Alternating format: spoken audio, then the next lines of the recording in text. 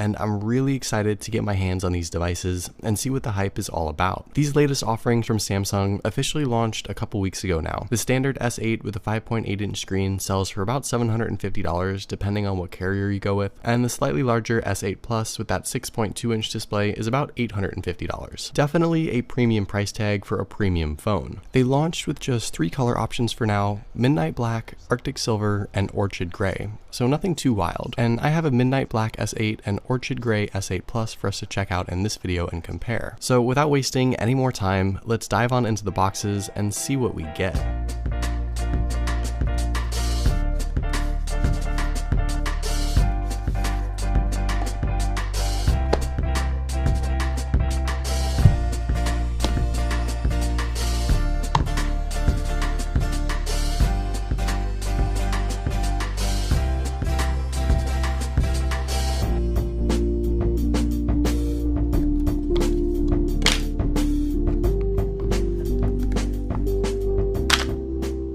Along with the phones, inside the box Samsung offers a whole bunch of different accessories and items, some of the usual stuff we expect, and something a little unexpected. The first, of course, is the standard Samsung USB wall plug that offers adaptive fast charging to quickly recharge the battery of the phone. The S8 also finally made the leap to USB-C, so you do get a USB charging cable, and you can now throw away all your old micro USB cables. In addition to the cable, Samsung throws in 2 USB-C adapter tips, a USB-A to USB-C adapter, and a micro USB to USB-C adapter, so I guess you don't actually have to throw away all your old cables if you don't want to. The one nice surprise that was included was a pair of Harman AKG headphones, supposedly valued at around $99. I'm personally really interested to try these out. They're supposed to be pretty good, and I'll make a dedicated video on them for sure, but it's definitely nice of Samsung to include something like this in the box. With all the parts and pieces from inside the box out of the way, we can go ahead and peel back the plastic from both phones on the front and back and finally check them out. Right off the bat, it should come as no surprise, but these phones look and feel really nice. The first thing I personally notice most is their massive screens and crazy thin bezels. When you hold the phone, it really is like holding just a screen and nothing more, and that infinity display that Samsung advertises is no joke. The Super AMOLED display on the 5.8-inch S8 comes in at a resolution of 1440 by 2960 at 570 pixels per inch, and the 6.2-inch S8 Plus comes in at the same resolution and 529 pixels per inch, for a little better than a 2:1 aspect ratio on both devices. Both the front and back of the phone are covered in Corning Gorilla Glass 5 for a beautiful and smudge-attracting phone all around, and something that is obviously pretty delicate if you end up dropping it on a hard surface. You can see that both the Orchid Gray and Midnight Black attract and show fingerprints pretty easily, so there's no getting around that without a case or skin. The phones ship with Android 7.0 and a refreshed Samsung skin that honestly doesn't look half bad from a first glance, but I'll dive a little deeper into the software in my full review, and also hopefully be able to tell you a little more about Bixby, the new Samsung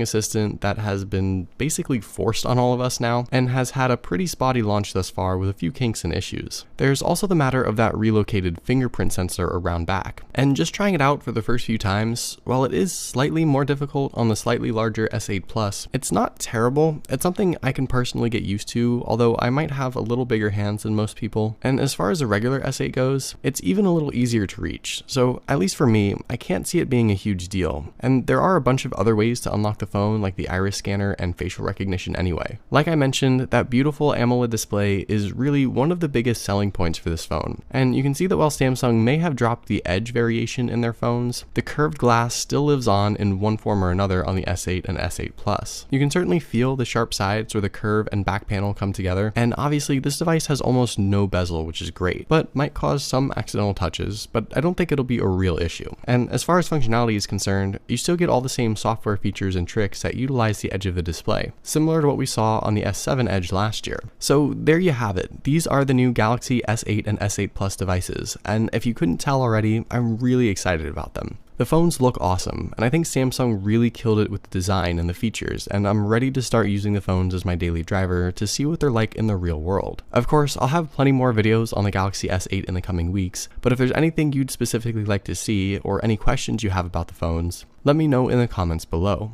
Also, be sure to follow Tech Daily on Twitter, and subscribe to the Tech Daily YouTube channel if you haven't already, and I'll see you guys later.